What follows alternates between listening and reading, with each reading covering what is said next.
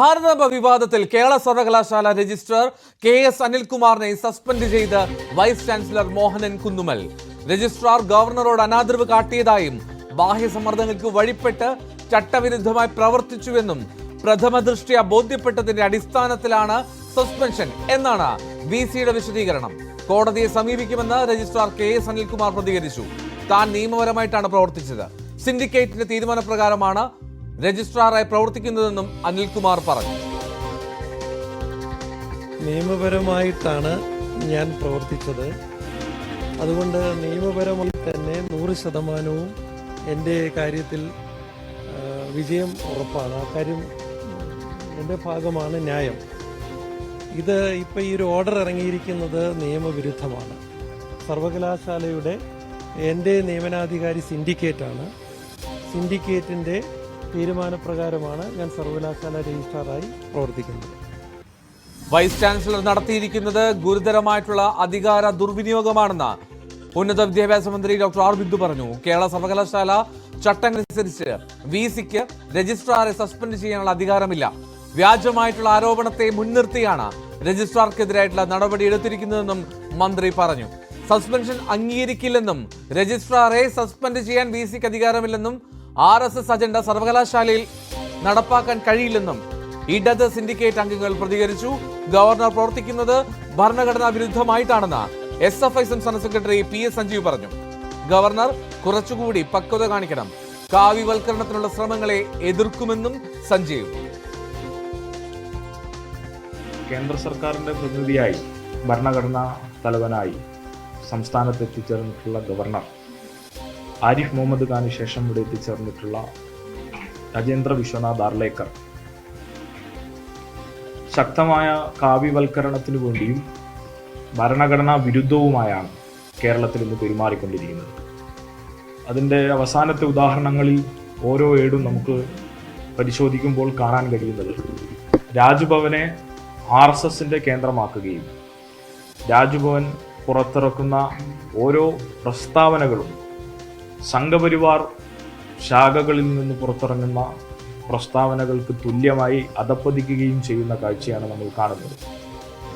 RSS ചിഹ്നങ്ങളെ ജനങ്ങൾക്ക് മേൽ അടിച്ചേൽപ്പിക്കാനാണ് governor ശ്രമിച്ചുകൊണ്ടിരിക്കുന്നത്. രാജ്ഭവനിലേക്ക് SFI നടത്തിയ മാർച്ചിൽ സംഘർഷമുണ്ടായി. പോലീസ് ജലപീരങ്കി പ്രയോഗിച്ചു.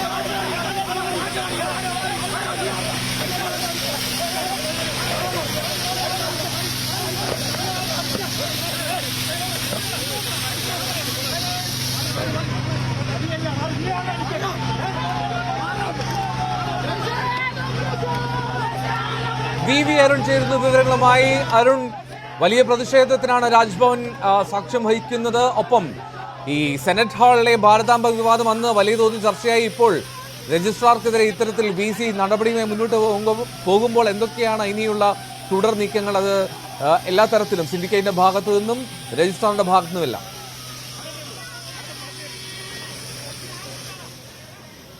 സർക്കാരും ഗവർണറും തമ്മിലുള്ള ഏറ്റുമുട്ടലിന്റെ ഒരു പുതിയ വഴി തുറക്കുകയാണ് ഇന്ന് രജിസ്ട്രാർക്കെതിരെ, സർവകലാശാല രജിസ്ട്രാർ അനിൽകുമാറിനെതിരെയുള്ള വി.സിയുടെ നടപടി. ശക്തമായ പ്രതിഷേധം ഇതിനകം തന്നെ ഈ വിഷയത്തിൽ ഉയർന്നു വന്നു കഴിഞ്ഞു.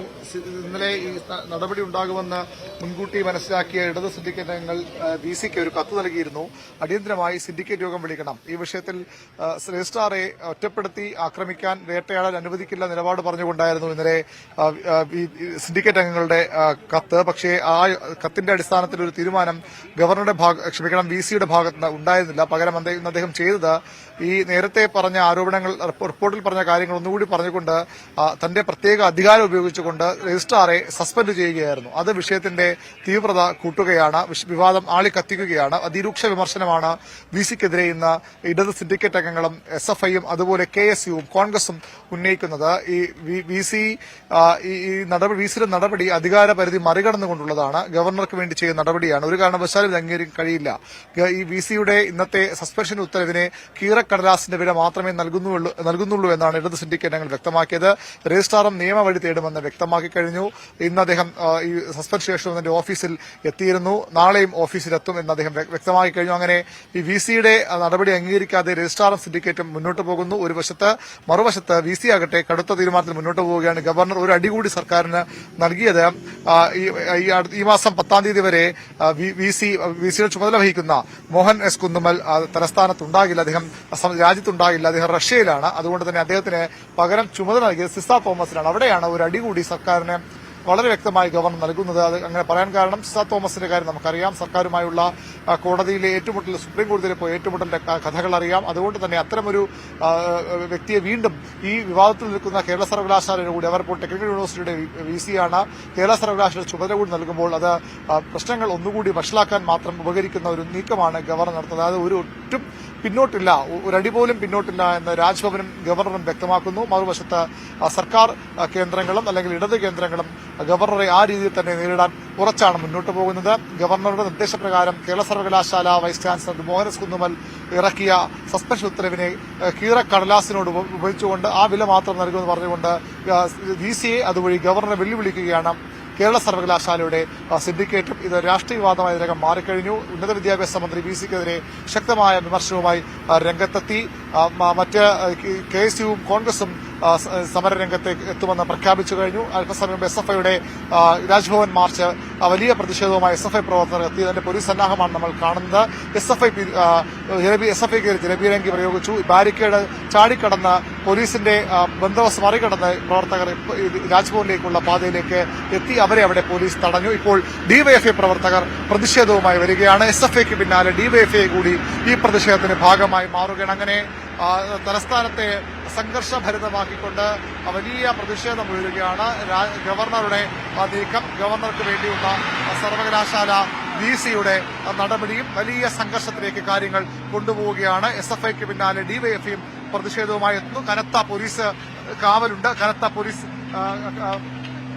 പോലീസുകാരുടെ വലിയ വിന്യാസമുണ്ട്. ഇത് ഈ പോലീസ് സന്നാഹം മറികടം തന്നെയാണ് നേരത്തെ SFI പ്രവർത്തകർ ഡിവൈഎഫ്ഐയുടെ പ്രതിഷേധ പ്രകടനമാണ് വരുന്ന ദൃശ്യങ്ങളിലേക്ക് പോകാനാകുമെന്ന് കരുതുന്നു. ശക്തമായ പ്രതിഷേധത്തിനാണ് SFIയുടെയും ഡിവൈഎഫ്ഐ അതുപോലെ CPMന്റെയും ഒക്കെ തീരുമാനം. KSU നാളെ സർവകലാശാല ഉപരോധവും മാർച്ചും ഒക്കെ പ്രഖ്യാപിച്ചിട്ടുണ്ട്. അതേസമയം ഗവർണർക്ക് പിന്തുണയുമായി ABVPയും BJPയും എത്തുകയാണ്.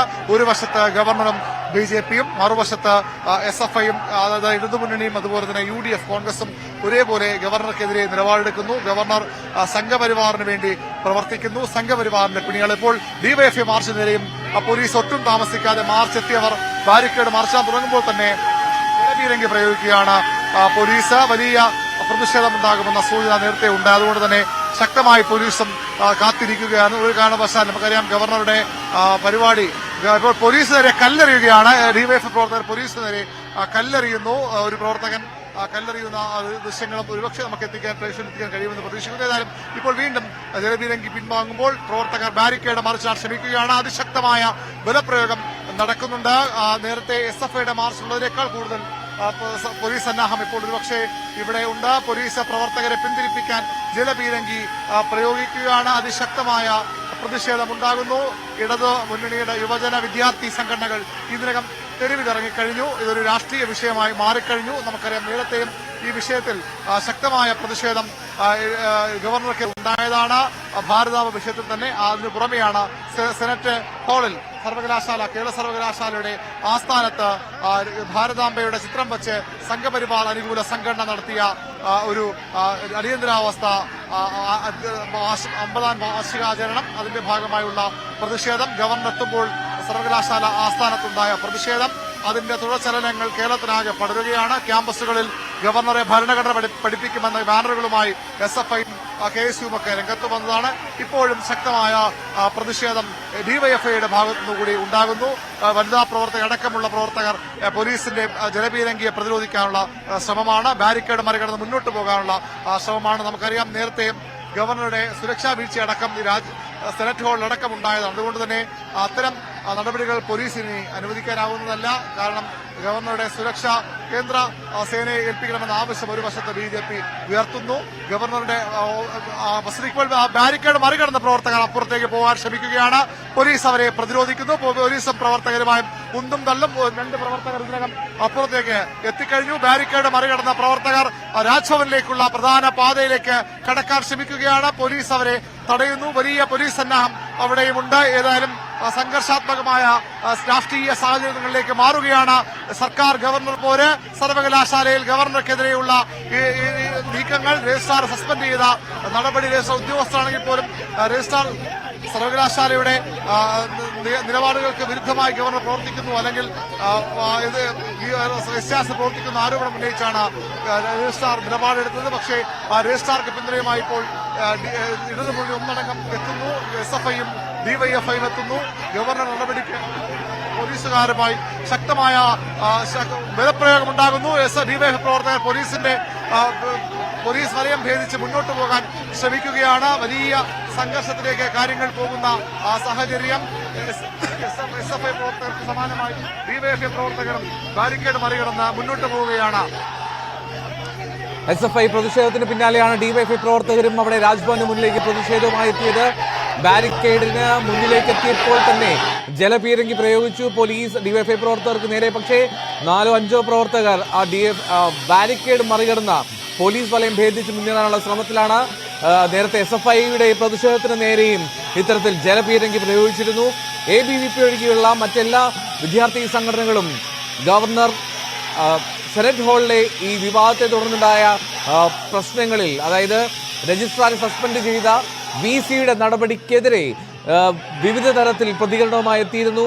KSU ഉൾപ്പെടെ ഉള്ള സംഘടനകളാണ് ഇപ്പോൾ VCയുടെ ഈ നടപടിയെ അത് RSS കാവ്യവൽക്കരണത്തിന്റെ ഭാഗമായിട്ടാണ് ഈ നീക്കമെന്നുള്ള വിമർശനവുമായി രംഗത്തെത്തിയത്. തൊട്ടു പിന്നാലെയാണ് പ്രതിഷേധം തുടരുമെന്നുള്ള പ്രഖ്യാപനം DYFIയും SFIയും നടത്തിയത്. ഉടൻ തന്നെ പ്രതിഷേധവുമായി ആദ്യം SFI എത്തുന്നു. ഇപ്പോൾ ഇതാ DYFI പ്രവർത്തകർ ഇപ്പോൾ ബാരിക്കേഡുകൾ മറച്ചിട്ട് തന്നെ മുന്നോട്ട് പോകാനുള്ള ശ്രമം തുടരുകയാണ്. നമുക്ക് കാണാൻ ദൃശ്യങ്ങളിൽ 4-5 പ്രവർത്തകർ ഇതിനോടകം തന്നെ ബാരിക്കേഡ് മറികടന്ന് ഇപ്പുറത്ത് പോലീസ് ഉദ്യോഗസ്ഥർക്ക് ഇടയിലായിട്ടുണ്ട്.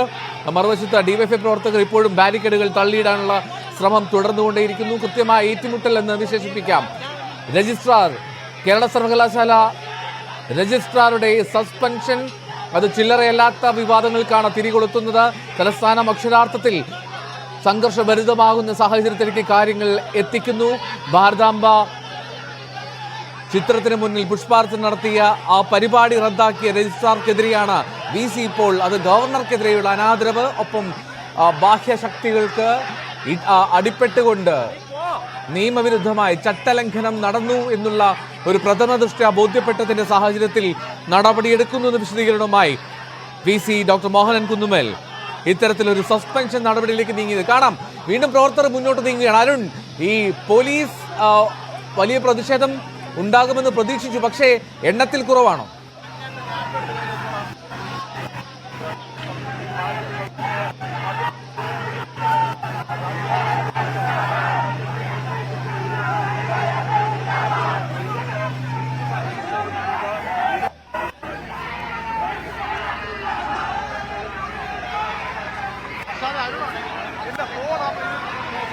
അരുൺ, അവിടെ തിരക്കിലുണ്ട്. എന്തായാലും DYFI പ്രവർത്തകർ അവിടെ പോലീസുമായി നേരിയ തോതിൽ ഉന്തും തള്ളും സംഭവിക്കുന്നു. പോലീസുമായി സംഘർഷത്തിൽ ഏർപ്പെടുകയാണ്. അവിടെ ജലപീരങ്കി ഇതിനോടകം ഉപയോഗിക്കുകയും പ്രയോഗിക്കുകയും ചെയ്തു. പക്ഷേ അപ്പോഴും അതും മറികടന്നുള്ള ഒരു പ്രതിഷേധ തീ അവിടെ കാണാൻ സാധിക്കുന്നു. രാജ്ഭവൻ